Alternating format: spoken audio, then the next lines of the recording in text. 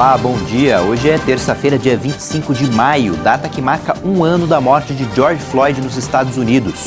O fato desencadeou protestos pelo mundo todo. A gente vai mostrar nessa edição do Jornal Toda Hora que um chefe da máfia italiana, um dos homens mais procurados do mundo, foi preso no Nordeste. O Brasil se aproxima de 450 mil mortes pela Covid-19. O ministro da Saúde destacou numa assembleia da OMS as medidas adotadas pelo país no combate à pandemia. E a gente ainda fala das modalidades que tentam atrair o público mais jovem nas Olimpíadas. O presidente Jair Bolsonaro participou ontem da posse do novo presidente do Equador, Guilherme Lasso. Foi a primeira viagem internacional de Bolsonaro esse ano. O que o Brasil mais exporta para os vizinhos equatorianos são produtos como minério de ferro ou aço, além de produtos de infraestrutura como papelão, e vende mais do que compra em peixes e flores. Logo após receber a faixa de presidente, o ex-banqueiro de 65 anos de idade, Guilherme Lasso, anunciou que o país que atravessa um momento de extrema dificuldade econômica, com o aumento do desemprego, da inflação e dos índices de pobreza, vai abrir o país para o livre comércio, sem esquecer da recuperação do Estado democrático do país. O mandato de Lasso foi conquistado com 53% dos votos dos equatorianos. Ele será o comandante da nação por 4 anos. Mas, além das preocupações com a economia, ele ressaltou a importância do enfrentamento à Covid. Por isso, anunciou um plano imediato para imunizar metade da população no prazo de 100 dias. Uma tarefa para recuperar o tempo perdido até agora pelo ex-governo. O ministro da Saúde, Marcelo Queiroga, disse que o Brasil tem investido em medidas não farmacológicas no combate à pandemia, como é o caso do uso de máscaras. Essa declaração foi dada ontem na Assembleia da Organização Mundial da Saúde. O ministro da Saúde, Marcelo Queiroga, afirmou que o Brasil tem investido em medidas não farmacológicas contra a pandemia, ou seja, campanhas sobre o uso de máscara, distanciamento social e higienização constante. Tem que lavar as mãos direitinho, com água e sabão.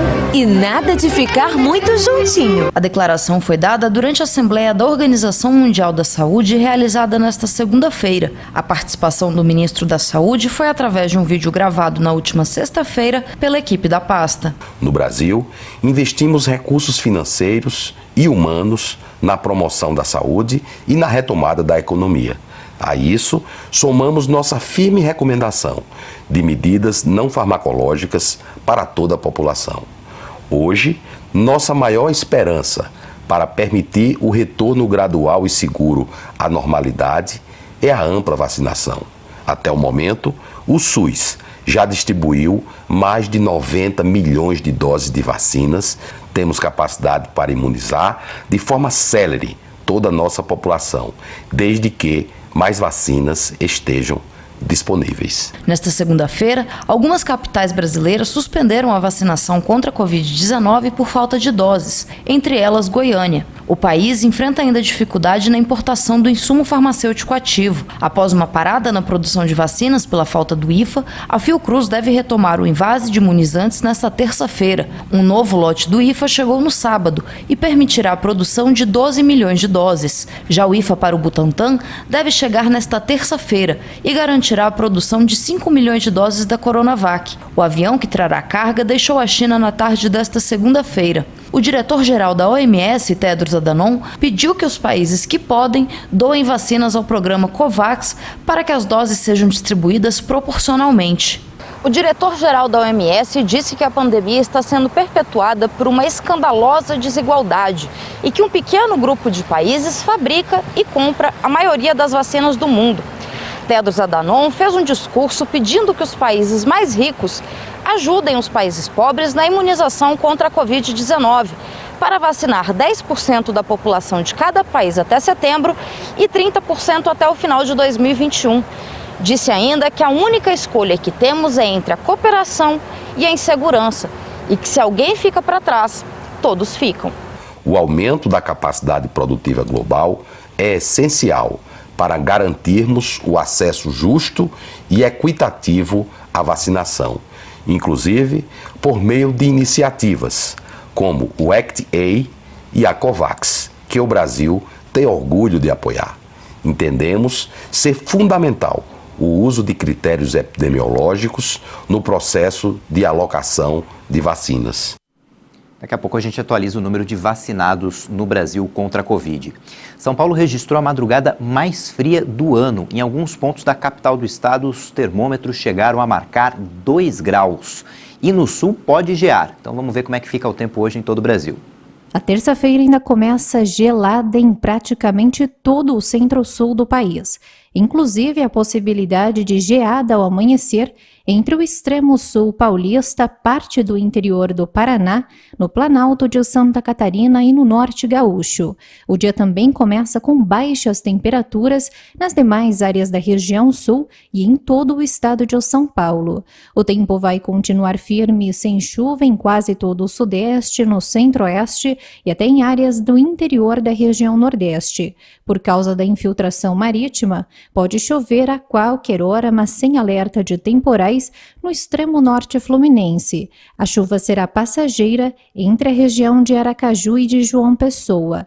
No sul de Mato Grosso do Sul, a formação de algumas áreas de instabilidade também provoca chuva a qualquer hora. As pancadas também serão frequentes no extremo norte do Brasil.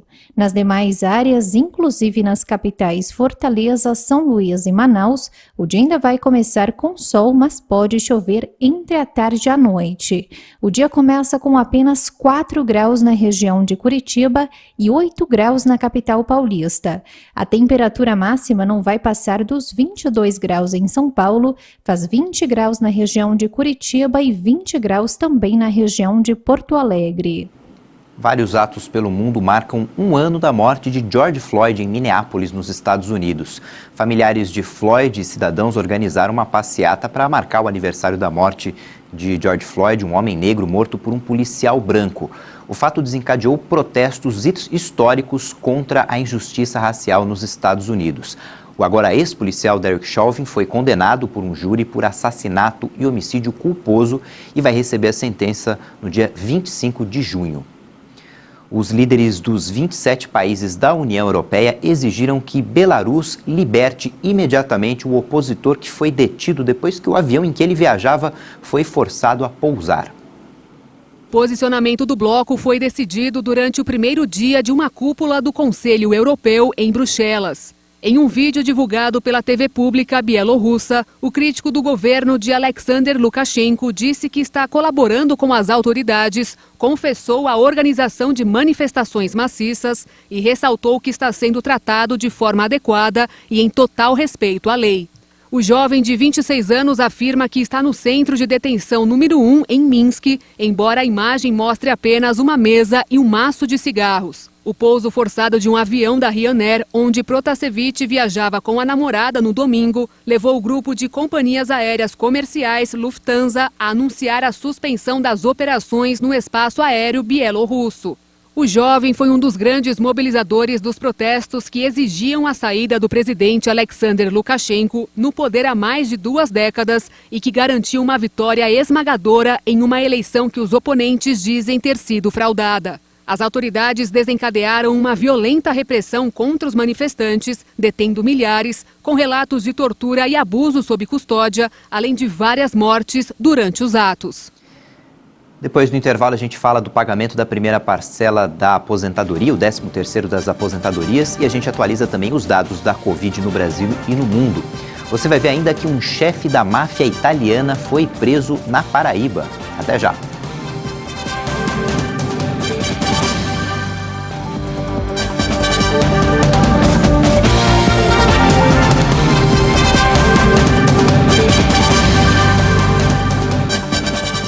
Estamos de volta agora às 8h42 no horário de Brasília. O narcotraficante italiano Rocco Morabito, considerado um dos 10 criminosos mais procurados do mundo, foi capturado ontem em João Pessoa, na Paraíba. O chefe da 'Ndrangheta, a máfia calabresa, fugiu de uma prisão no Uruguai em junho de 2019. De acordo com a Polícia Federal, Morabito foi preso junto a outro foragido italiano, cuja identidade não foi revelada em decorrência de uma investigação conjunta entre Brasil e Itália. As autoridades informaram que o Supremo Tribunal Federal havia ordenado a prisão do fugitivo italiano e que há registros de sua ligação com o tráfico de drogas entre Brasil e Europa desde a década de 90. O homem de 54 anos é procurado desde 1995 pela justiça italiana, acusado de associação criminosa e tráfico de drogas. Em 2017, ele foi preso em um hotel de Montevidéu após residir por 13 anos sob identidade falsa no balneário de Punta del Este. Mas antes de ser extraditado, Morabito protagonizou uma notória fuga pelo telhado da prisão central da capital uruguaia, ao lado de outros 13 estrangeiros, e estava foragido desde então. O Brasil já se aproxima de 450 mil vítimas da Covid-19 e passa de 16 milhões o número de diagnósticos confirmados da doença. O Ministério da Saúde confirmou em 24 horas mais 790 mortes pela Covid-19. O total de vítimas da doença é de 449.858. Também em um dia foram contabilizados mais 37.498 novos casos de infecção pelo coronavírus. Com isso, já são mais de 16 milhões e 120 mil diagnósticos confirmados. A média móvel de mortes em uma semana no país é de 1.903 vítimas. Está abaixo de 2.000 pelo 13º dia seguido. Já a média de novos casos segue subindo e está em 66.195 confirmações diárias, mas ainda assim indica a tendência de estabilidade. Na variação da Covid por regiões, 4 estados apresentaram alta nas mortes: Amapá, Ceará, Mato Grosso do Sul e Piauí.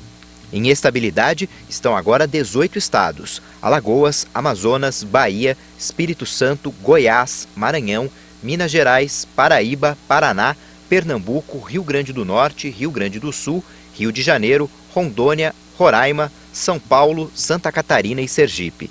E apenas 5 unidades da federação aparecem em queda: Acre, Distrito Federal, Mato Grosso, Pará e Tocantins. A gente já trouxe aqui a informação de que a Fiocruz retomou a produção da vacina da AstraZeneca e que o Butantan recebe as doses do IFA para continuar produzindo a Coronavac. O Brasil já se aproxima de 63 milhões e 450 mil doses de vacinas contra a Covid aplicadas. De acordo com o Ministério da Saúde e as secretarias estaduais, até o momento mais de 42 milhões e meio de brasileiros foram vacinados com a primeira dose. Isso equivale a 20,8% da população. A gente já passa, portanto, de 20% da população imunizada com a primeira dose. E mais de 20 milhões e 935 mil pessoas receberam a segunda dose.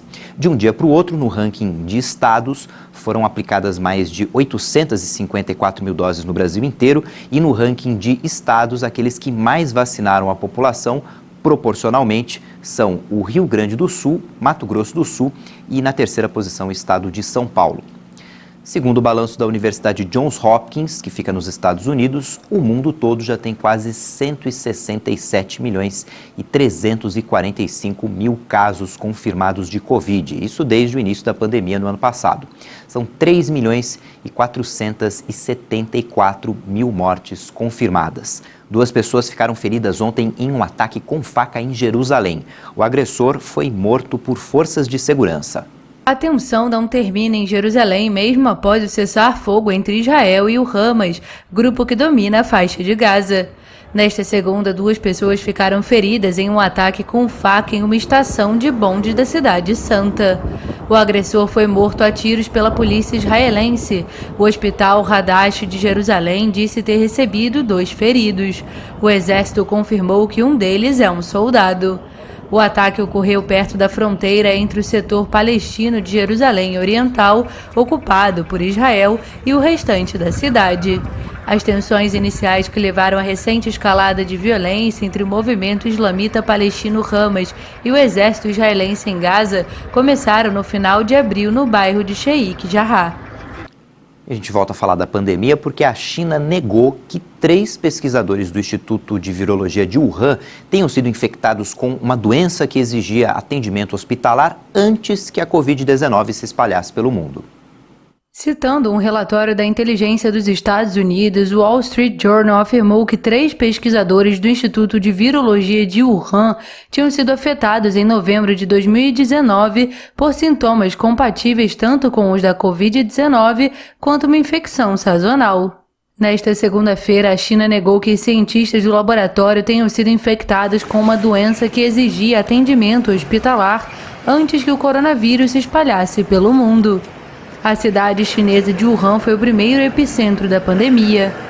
Pequim revelou na Organização Mundial da Saúde, em 31 de dezembro de 2019, a existência de um foco de casos de pneumonia.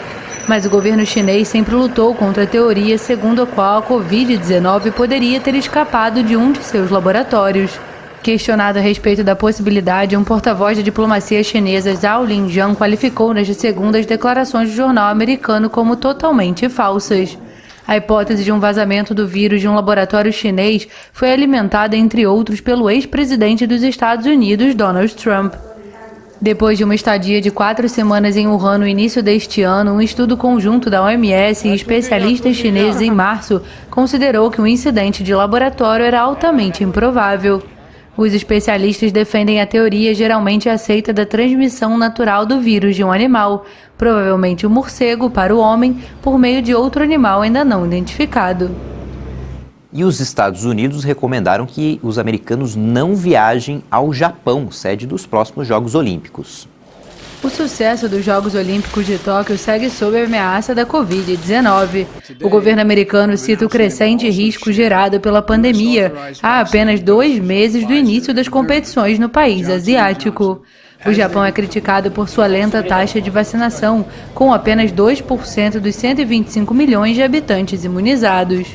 O país abriu os primeiros centros de vacinação em massa às pressas, em uma campanha prévia às Olimpíadas, canceladas no ano passado devido à pandemia. A maioria da opinião pública japonesa se opõe aos jogos que os organizadores garantem que podem ocorrer em segurança sanitária. A maior parte dos atletas e membros de delegações que ficarão na Vila Olímpica precisarão ser vacinados antes de chegar ao Japão, embora a vacinação não seja um requisito para participar dos Jogos. Essa edição fica por aqui, a gente fica de olho no depoimento da secretária de Gestão do Trabalho e Educação do Ministério da Saúde, lá na CPI da Covid, no Senado. A Maíra Pinheiro foi convocada porque é defensora do uso da cloroquina. Você pode rever nossas reportagens no YouTube, às 10 da manhã, no horário de Brasília. Tem outras informações. Tchau, bom dia.